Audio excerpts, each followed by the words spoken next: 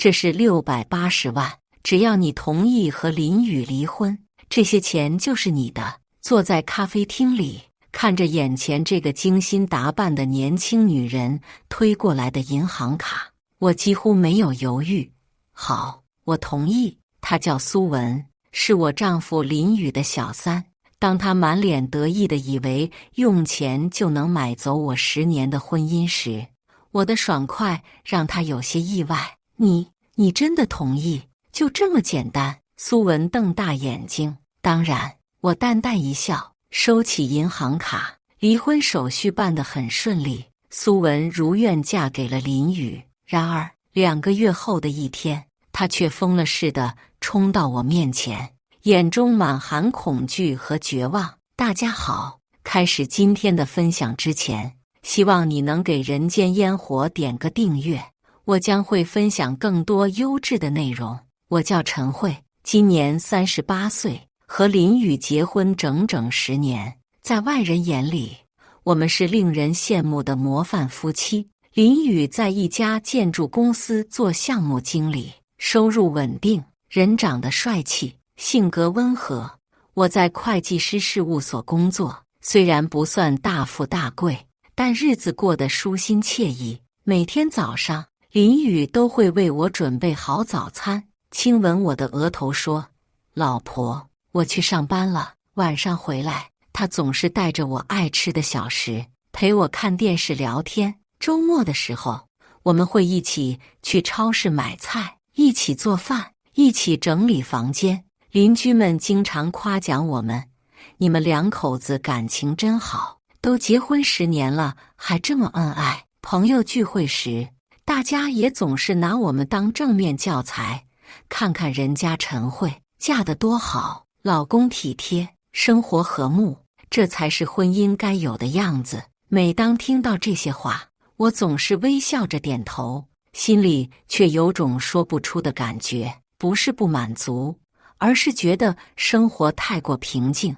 平静得像一潭死水。林宇确实是个好丈夫，至少表面上看是这样。他从不对我大声说话，不会无缘无故发脾气，也不会像其他男人那样在外面花天酒地。但有时候我会觉得他对我的好有些机械化，就像完成任务一样。比如每天的早安吻，总是同一个位置，同样的力度，连持续的时间都差不多。比如他买给我的小食，永远是那几样，从不会有惊喜。我曾经试着和他沟通过这种感受，但他总是困惑地看着我：“我哪里做得不好吗？我不是一直都很爱你吗？”也许是我想太多了，毕竟有多少女人能拥有这样一个体贴入微的丈夫呢？我们没有孩子，不是不想要，而是一直没有合适的时机。刚结婚那几年，我们都忙于事业，想着先稳定下来再说。后来条件好了，却发现我有些身体问题，需要调理。再后来，我们似乎已经习惯了2人世界的生活，孩子的话题也就渐渐淡化了。林宇从不催促我，也不会因为没有孩子而对我有任何不满。他总是说，我们2个过得这么好，有没有孩子都无所谓。这样的日子过了10年，直到那个叫苏文的女人出现。她的出现彻底打破了我们平静的生活。第一次见到苏文是在一个周6的下午，我正在市中心的商场购物，准备给林宇买一件生日礼物。正在男装区挑选衬衫时，听到身后传来一个甜腻的女声：“林宇哥哥，你觉得这件怎么样？”我下意识地回头，看到一个20出头的年轻女孩正挽着一个男人的胳膊，那个男人的背影看起来很眼熟。等他转过身来，我愣住了，那是我的丈夫林宇。林宇显然也看到了我，脸上闪过一丝慌张，但很快恢复了平静。那个女孩顺着他的目光看向我，眼中闪过一丝挑衅的光芒。陈慧，真巧。林宇走过来，语气有些不自然。我来给表妹买点东西。表妹，我看向那个女孩，她长得确实很漂亮，瓜子脸，大眼睛，皮肤白皙，穿着一身名牌，从头到脚散发着青春的气息。表嫂好，我是苏文。女孩甜甜地笑着，但那笑容里有种我说不出的感觉。你好，我礼貌地点点头。表嫂真漂亮，林雨哥哥经常提起你呢。苏文说着，又更紧地挽住了林雨的胳膊。我注意到她的手包是爱马仕的，脚上穿着几万块的鞋子，手腕上戴着卡地亚的手表。这个表妹看起来家境很不错。林雨似乎想快点结束这个尴尬的相遇。那个，我们还有事，就先走了。好，你们慢慢逛。我淡淡地说，看着他们离去的背影，我心里升起一种奇怪的感觉，不是嫉妒，不是愤怒，而是一种终于等到了的感觉。等到了什么呢？我自己也说不清楚。那天晚上，林雨回家比平时晚了一些。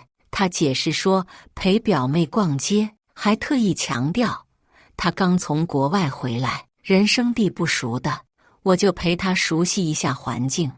他看起来挺不错的，我随口说道。是啊，从小就很聪明，现在在国外念书，专业是……林雨突然停住了，似乎意识到自己说的太多了。我没有追问，只是点点头。接下来的几个星期，林雨开始频繁地陪表妹，今天是带她去看房子，明天是陪她办银行卡，后天是带她认识朋友。我发现她开始注意自己的形象了，会在出门前对着镜子整理发型，还买了新的古龙水。有几次，她的手机响起时会下意识地避开我去接电话，通话时声音很轻，还时不时发出笑声。朋友们开始担心地问我，林雨最近是不是有点不对劲？我听说她经常和一个年轻女孩在一起，是她表妹。我平静地回答，真的吗？可是，朋友欲言又止。怎么了？没什么，可能是我多想了。我知道朋友们在担心什么，但我选择了沉默。有些事情需要时间来证明。2个月后，苏文主动联系了我。那是一个普通的周三下午，我正在办公室处理一份财务报表，手机突然响了。请问是陈慧女士吗？我是苏文。电话里传来那个熟悉的甜腻声音。有什么事吗？我放下手中的笔。我想和您见个面，有些事情想和您谈谈。什么事情？关于林雨的。他的声音里带着某种胜利者的得意。我想您应该会感兴趣的。我们约在了市中心一家高档咖啡厅。当我到达时，苏文已经坐在那里了。她穿着一件白色的香奈儿套装，头发盘成精致的发髻，妆容完美，举手投足间透着优雅和自信。陈姐，您来了。她站起来，微笑着招呼我。说吧，什么事？我直接坐下，没有客套。苏文点了一杯蓝山咖啡，我要了一杯柠檬水。他慢条斯理地搅拌着咖啡，似乎在酝酿情绪。其实，我和林雨不是表兄妹关系。他终于开口了，眼中带着挑衅的光芒。我知道，我平静地说。这个回答显然出乎他的意料，手中的咖啡勺停住了。您知道，从第一次见面我就知道。苏文愣了几秒，然后重新恢复了笑容。那您还真是冷静。所以呢，你今天找我是想告诉我你和我丈夫在交往，不只是交往。苏文从包里拿出一张银行卡，轻轻推到我面前。我们彼此相爱，他想和您离婚。我看着那张银行卡，上面印着招商银行的标志，这里面有680万，只要您同意和林雨离婚，这些钱就是您的。680万，这个数字确实有些震撼。我拿起银行卡看了看，然后放回桌上。你们认识多长时间了？我问。1年多了，苏文骄傲地说。我们是真心相爱的，不像你们那种无趣的婚姻。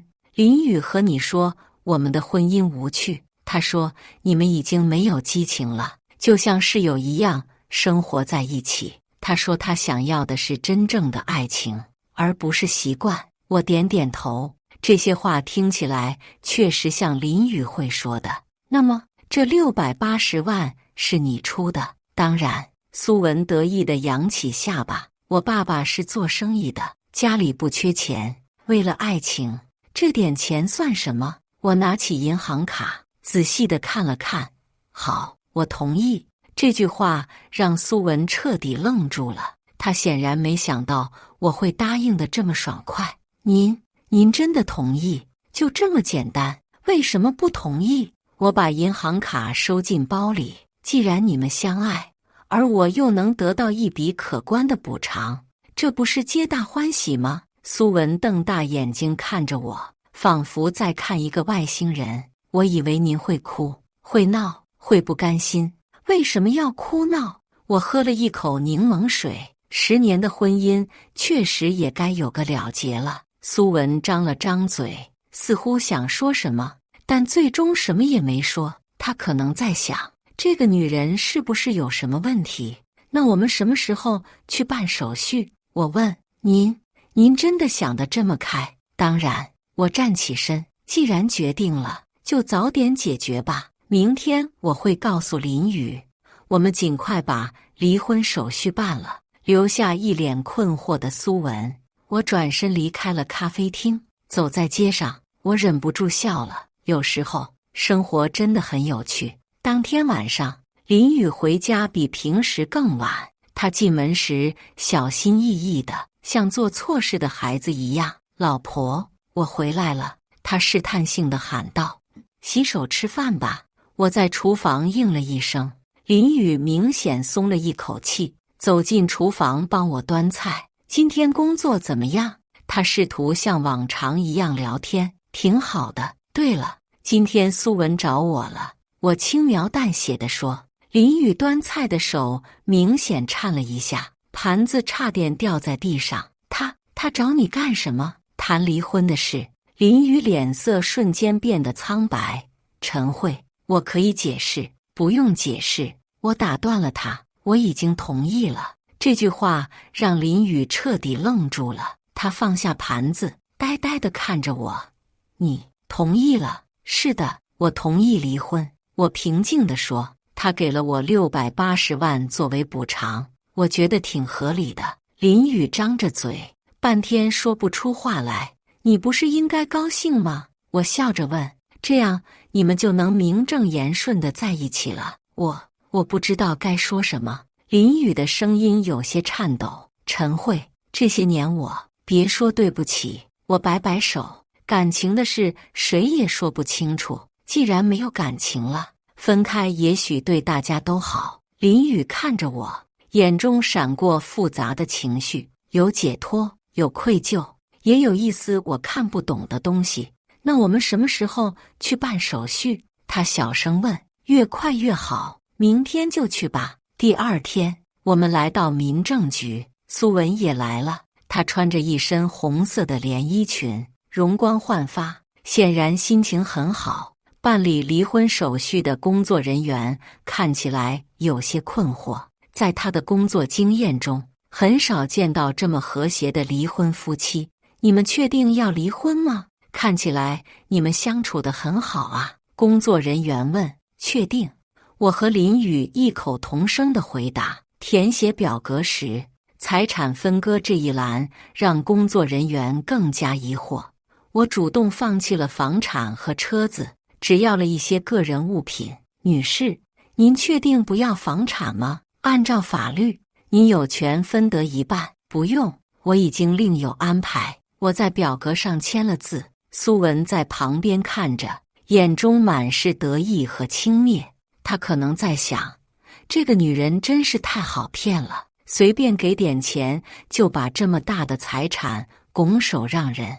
30分钟后，一切手续办完，我和林宇正式解除了婚姻关系。走出民政局的时候，苏文挽着林宇的胳膊，像个胜利者一样昂首挺胸。陈慧，以后你有什么困难可以联系我们。他假惺惺地说：“不用了，我会过得很好的。”我淡淡地笑了笑。林雨回头看了我一眼，眼中有些复杂的情绪，但他什么也没说。当天下午，我就搬到了早就看好的新公寓。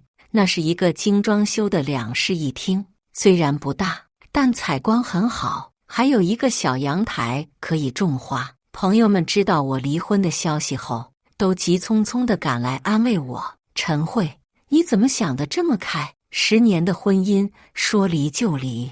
那个小三给了你多少钱？680万！我的天，他家这么有钱，你真的不难过吗？林雨毕竟是你10年的丈夫啊。”面对朋友们的关心和疑问，我只是笑着说：“缘分尽了，强求也没意思。可是你这样太吃亏了，房子车子都不要，就要了680万，够用了。”我在阳台上摆弄着刚买的花盆，重新开始，轻装上阵挺好的。朋友们面面相觑，都觉得我的反应太不正常了。在他们看来，任何一个正常的女人面对丈夫出轨，都应该哭天抢地，怎么可能像我这样云淡风轻？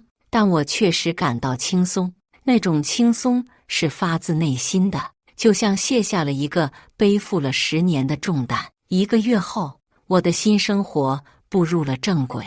每天早上，我不用再为谁准备早餐，可以睡到自然醒，想吃什么就做什么，不用考虑另一个人的口味。晚上可以追剧到很晚，也可以早早睡觉，完全按照自己的节奏生活。周末的时候，我会约朋友出去玩，或者一个人去看电影、逛展览。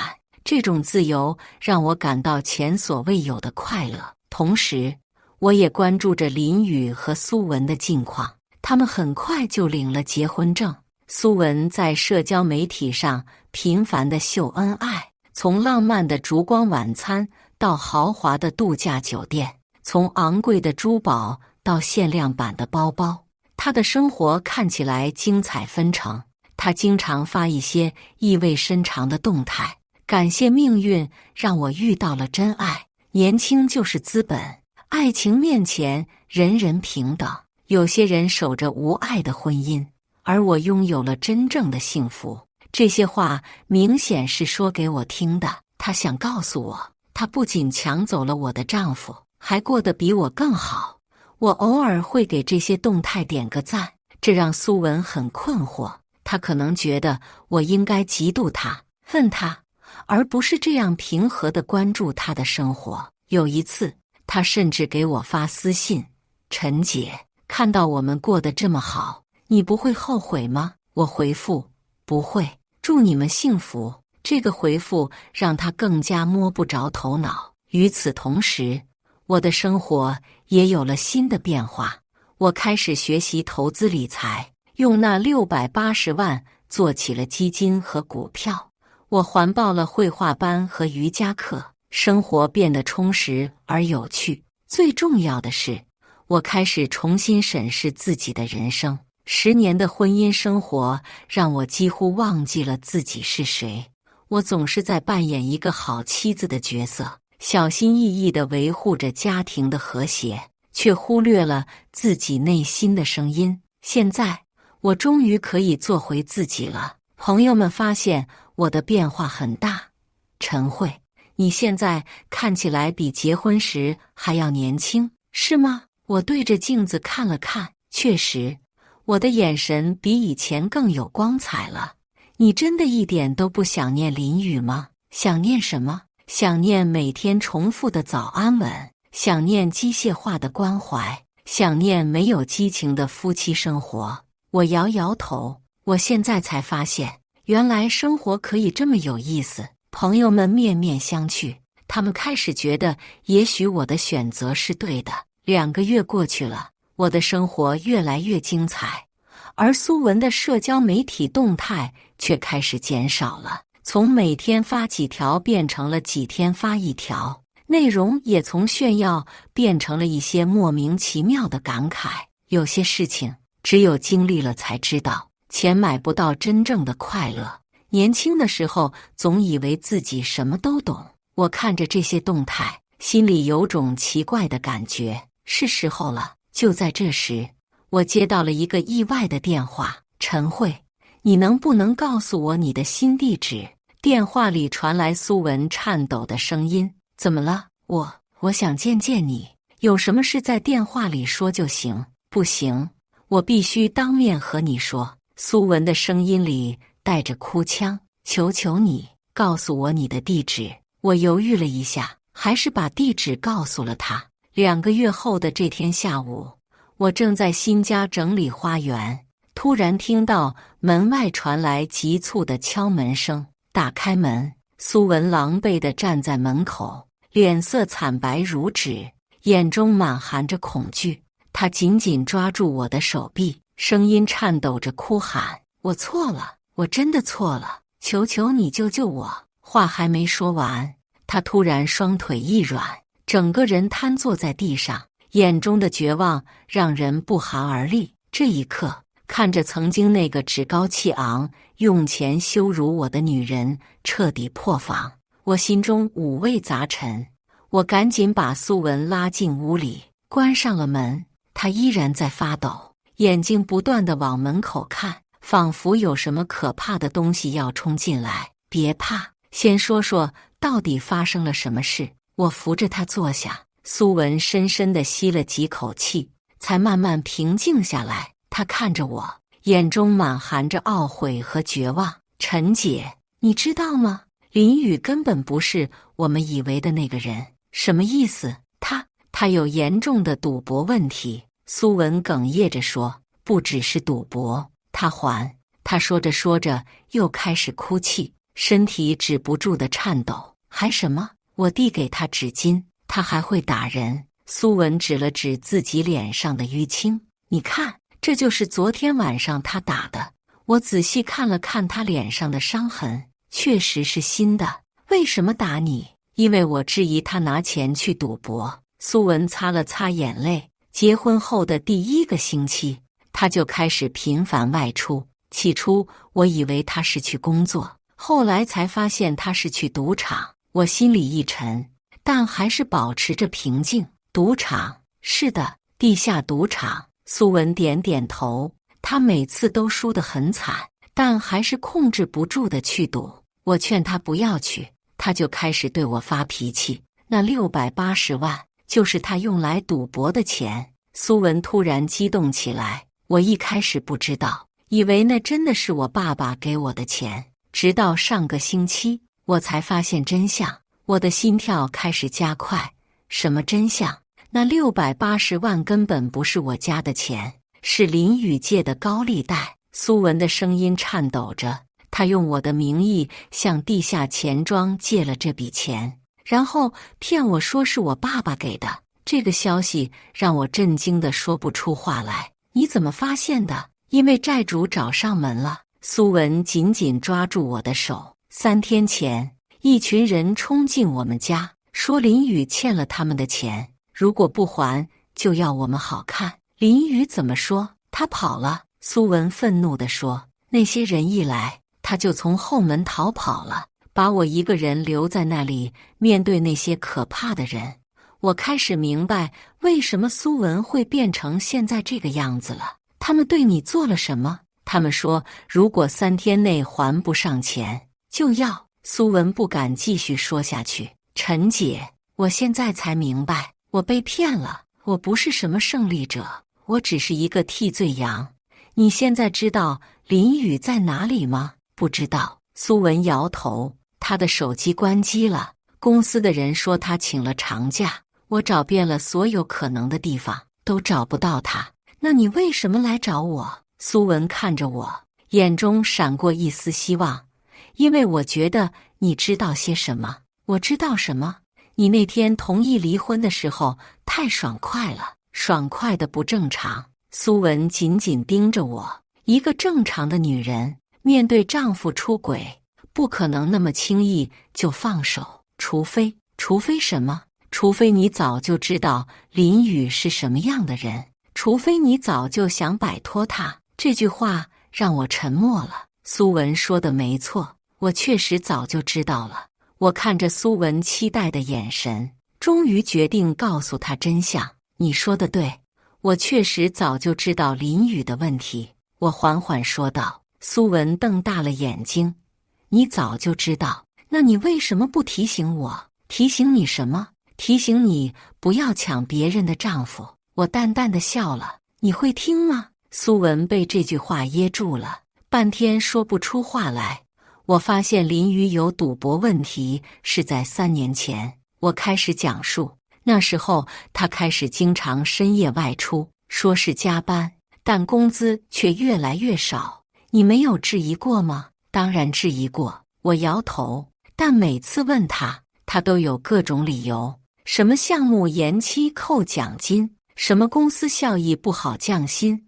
我信了很长时间，直到什么时候你才发现真相？直到有一天，债主找到了我们家。我回忆着，那是2年前的一个晚上，几个凶神恶煞的男人敲我们家的门，说林宇欠了他们50万。苏文倒吸一口凉气，50万？对，那时候还只是50万。我苦笑。林宇当时吓得直发抖，跪在地上求那些人再宽限几天。那你怎么办？我把家里所有的积蓄都拿出来了，还向朋友借了一些，总算把那笔债还清了。林宇有没有向你保证不再赌博？保证了无数次。我摇头，但他根本控制不住自己。那次之后，他安分了几个月，然后又开始了。苏文听得目瞪口呆。你就这样忍受着？一开始是舍不得10年的感情，后来是不知道该怎么办。我叹了口气。你知道吗？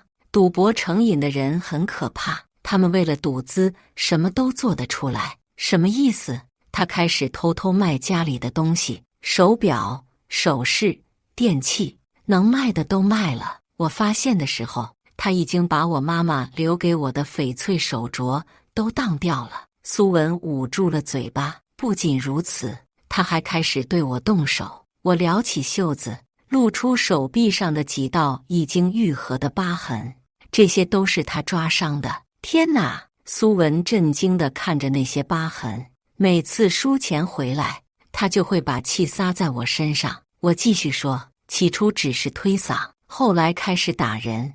你为什么不报警，不离婚？我报过警，但他总是哭着道歉，保证不再犯。警察也只能调解，不能真正解决问题。我摇头。至于离婚，我提过，但他威胁我说，如果我敢离婚，就让我和我的家人都不得安宁。苏文听得浑身发抖。那你是怎么脱身的？就是等你出现。我看着他，当我看到你对林宇的痴迷时，我就知道机会来了。什么机会？让你替我承担一切的机会。我直视着他的眼睛。我知道你们年轻人血气方刚，不会相信任何劝阻，所以我选择了配合你们。苏文瞪大眼睛。你是故意的？你故意让我嫁给他？是的，我点头承认。我知道他需要更多的钱去赌博，而你恰好有钱。我知道他会利用你，而你会因为爱情蒙蔽双眼。可是我真的爱他。苏文哭着说，爱一个赌徒，爱一个骗子，爱一个会家暴的人。我摇头。苏文，那不是爱，那是迷恋。苏文沉默了很久，然后问，那680万你早就知道是借来的？当然知道。我点头。以林宇的收入，怎么可能一下子拿出680万？但我需要那笔钱。为什么？因为我要用它来偿还林宇之前欠下的其他债务，然后彻底摆脱他。苏文听完我的话，整个人都傻了。他呆呆地坐在那里，好像还在消化这些信息。你的意思是，林宇除了那680万，还有其他债务？他颤抖着问。当然有。我点头。你以为680万就能满足一个重度赌徒吗？还有多少？据我所知，至少还有300万。我平静地说，这还是保守估计。苏文脸色瞬间变得惨白。300万，那岂不是说你们总共欠了将近1000万？我替他说完了这句话，苏文瘫坐在沙发上，眼神空洞。这不可能，这不可能！他突然激动起来。我爸爸说过，680万足够了，足够让我们过上好日子的。你爸爸知道这件事？我有些意外。当然知道，是他让我用这笔钱去追求林宇的。苏文哭着说，他说林宇是个好男人，值得我用一切去争取。这个信息让我更加震惊了。你爸爸为什么这么做？因为他欠了林宇的公司很多钱。苏文抽泣着说，我爸爸的生意出了问题，借了林宇他们公司的钱，一直还不上。林宇说，如果我嫁给他，就可以把债务一笔勾销。这下我彻底明白了，这不是什么浪漫的爱情故事，这是一场精心策划的骗局。林宇利用苏文父亲的债务，让苏文爱上自己，然后用苏文的名义借高利贷，最后让苏文背负所有的债务，而他自己金蝉脱壳。你现在知道真相了。我看着他，你还觉得你们之间是真爱吗？苏文摇着头，眼泪不断地流。我怎么这么蠢？我怎么会相信他？你不蠢，你只是太单纯了。我安慰他，林宇很会伪装，连我都被他骗了10年。那现在怎么办？苏文抓住我的手。那些债主说，如果3天内不还钱，就要怎样？就要卖掉我，抵押债务。苏文恐惧地说。我心里一紧，这些地下钱庄确实什么都做得出来。你有没有想过报警？没用的。苏文摇头。那些人说了，就算报警，债务还是要还，而且他们有我亲手签的借条。你签了借条？是的。林宇说，那只是走个形式，我就签了。苏文懊悔地说，我真的太傻了。我开始思考解决方案，这确实是个棘手的问题。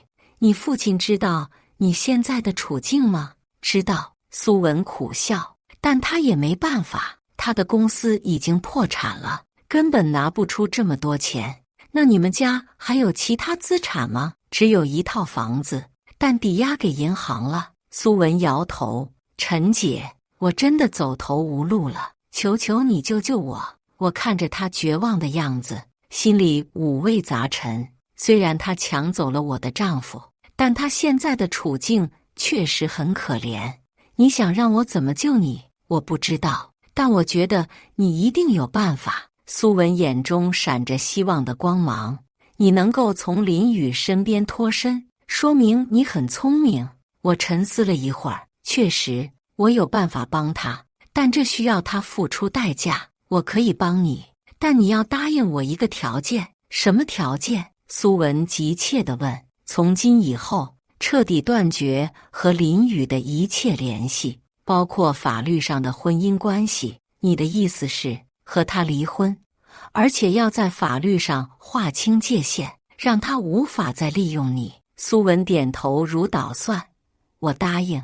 我现在巴不得永远不要再见到他。好，那我告诉你该怎么做。接下来的几天，我帮助苏文制定了一个详细的计划。首先，我联系了我的律师朋友，帮苏文准备离婚手续和债务分割的法律文件。由于苏文是被欺骗签署的借条，在法律上有很大的操作空间。其次，我动用了我这些年积累的人脉关系，联系了几个专门处理债务纠纷的中介机构。最关键的是，我向苏文透露了林宇的藏身之处。他在哪里？苏文问。在他妈妈的老家，一个偏远的小县城。我说，我雇私家侦探找到的。你雇了私家侦探？当然，我需要确保他不会再回来骚扰我。我平静地说，现在这个信息对你更有用。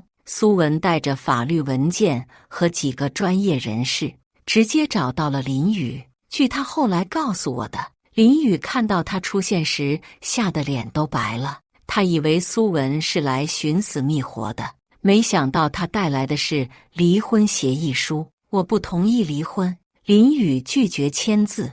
你不签也没关系，苏文的律师说，我们可以起诉，以欺诈婚姻为由强制离婚。林宇这才意识到苏文不再是那个任他摆布的单纯女孩了。经过几天的谈判，林宇最终同意了离婚，条件是苏文不能告发他的诈骗行为。与此同时，我也在暗中帮助苏文处理债务问题。通过一些关系，我们找到了债主的上家，经过复杂的谈判，最终将债务减免了一大部分。剩下的部分，我提出了一个解决方案，我可以先帮你垫付这笔钱。我对苏文说，真的吗？苏文不敢相信。可是为什么？因为我需要你帮我做一件事。什么事？帮我彻底搞垮林宇。